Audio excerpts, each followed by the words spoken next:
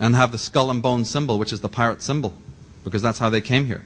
And the number 322 is used if you look at the movie Enemy of the State, when the protagonist looks at his watch as the feds are busting in at the end of the movie, when Gene Hackman and the main protagonist are trying to leave, he looks at his watch and you'll see the letters 322. In James Bond movies you'll see this. If you're looking, you'll see that number used a lot. And here in Nike, you see in the flames, this is a Nike logo. Don't ask me what it means, but you'll see this is just one example. I have to be brief, but there's many examples of this. All of these pirate families became fabulously wealthy because from day one they were purveying opium, they were purveying alcohol, and they were purveying other things, slavery. They were involved in slavery when they colonized America and these other countries. And some of them, these families went on to become fabulously wealthy and are still known today. But as I said, they're not the rags to riches companies. Seagrams and all of these groups have a long ancestry in Bushmills. And one of them is the Bacardi group, right? Well, they are descended from these types that I'm telling you about. Here is their headquarters in Porto, in Portugal.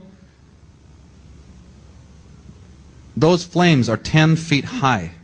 And in the middle of there is the logo of the vampire bat with blood dripping down from it.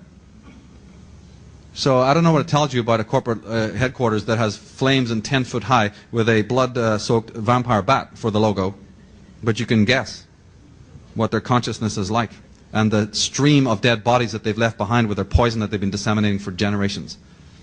And here in the corporate logos, again, suggestion. They're telling you, they're suggesting to you that these companies that are famous come from the pirates. They do it in a designer way so you don't catch it. But if you know what is going on here and the symbols that are being used, they'll be too happy to tell you about the sun and who they are and the pyramid and the fact that they where they have got their money and what they've been into and who they've been denigrating. One of the ancient symbols of these societies is the claw. I bring this up because you see a lot of motifs that look like corporate logos. You know, these are pretty much, you see these generically on banks, right? Look again. Do you see how that is a claw of a tiger or a bear? Because that's what it is. There's ancient societies called the African Order of the Tiger, of which your FDR, Roosevelt, was a member of an order called the Ancient Order, the African Order of the Tiger. And their symbol was the claw marks. And you'll often see a claw like that surrounding the earth. Because these secret societies believe that that's what they're doing. That they are, in fact, gripping the earth. Owning the earth. 666. Everybody's into it. Can't spend too much time on it, but there's a lot of symbolism in the whole concept of the 666, the 3 sixes being used in corporate design. Here's the old company gateway before they changed it to a black and white cube. They used to use the 3 intertwined 6s and talk about gateways.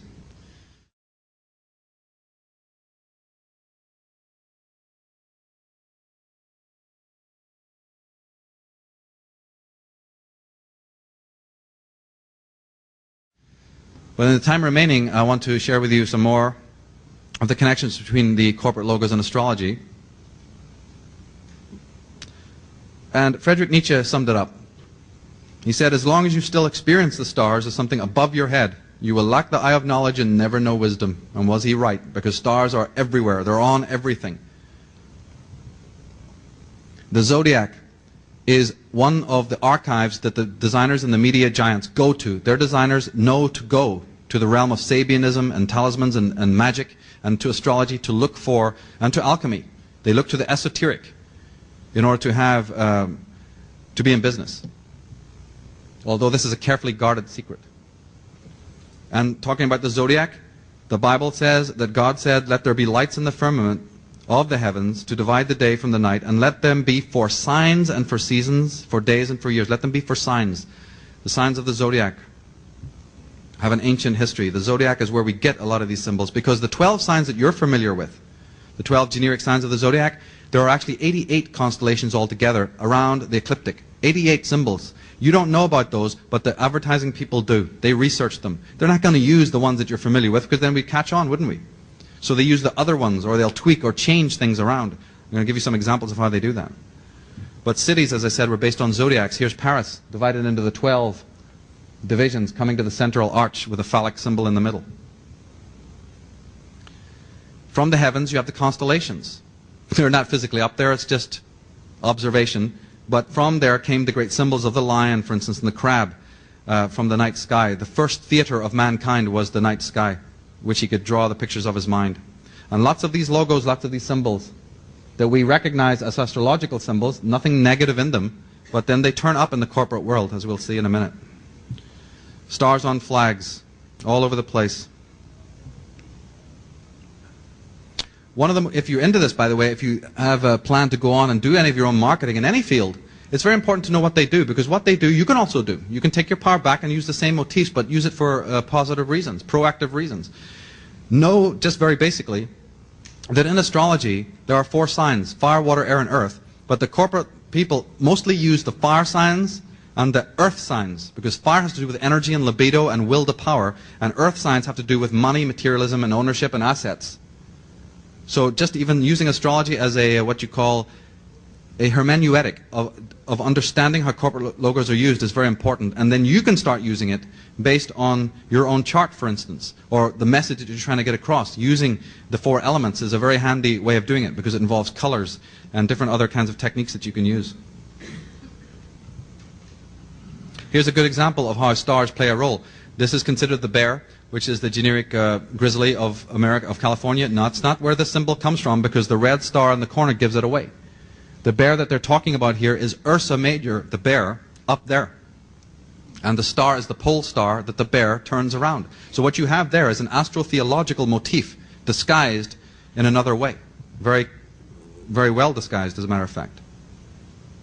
For years, down through the centuries, the bear, the 7 stars were called the Magnificent 7, or the Shining 7. The 7 planets, even, if you want to look at it. The 7 planets in the heaven, the 7 lights, which we find turning up as archetypes and stereotypes everywhere. Just observing how much the simple symbol of the sky is used in corporate logos as a backdrop is very important. The sky. Here's the symbol for Leo, astrological symbol for Leo. This is the astrological symbol for Virgo. The sun moving into the constellation of the Virgin. Virgo is where you get the Columbia Pictures symbol from. This is the ancient symbol of Cancer, the white horse, before the crab. Anybody here a Cancer? The star sign? Yeah, some of you? Right. Well, before you were given the symbol of the crab, your ancient symbol was the white horse, or the unicorn. That's why you see on royal heraldry that symbol. So the white horse is a symbol of Cancer, and so when you see the sun behind the horse of Tristar, it just represents the sun in Cancer. It's an astrological motif. And the Virgin is Virgo, with the 12 stars in her hair, or the crown of 12 stars, the zodiac.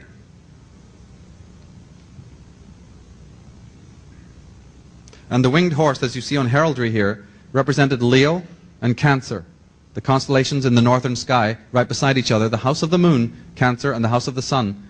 This is again based on astrology, and the winged horse being connected with Cancer. In Merrill Lynch, you have the symbol of the bull, which obviously is very clear, relates to Taurus, which is an earth sign. You see how earth signs, Taurus, represents money, ownership, finances. So you have a financial company here using an astrological symbol because they know what it means. Sagittarius. Anybody here a Sagittarius? Star sign Sagittarius, yeah. Your symbol is used as a horseman, right? With the bow and arrow.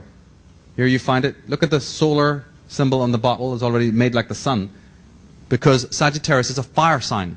Anyone who's a Sagittarius knows that they're a fire sign. Here's the lady with the bow. One of the latest Cadillac advertisements, literally on television, showed a person firing an arrow down a street, and then came the car. Using the bow and arrow motif, you'll see it a lot. It relates to the sign of Sagittarius. What I'm talking about is not the normal astrology. They're using different kinds of associations. The corporation Safe Way relates to the sign of Cancer also, because anyone who knows astrology knows that the sign of Cancer has to do with safety, security in the home, and food, mother, and nurturement. So the safe way, right? And the yin-yang of the Cancer. And it also has to do with property. So the Cashin Company, which is a real estate brokerage, use the symbol for Cancer, because in Cancer astrology, Cancer rules the home and property and physical assets.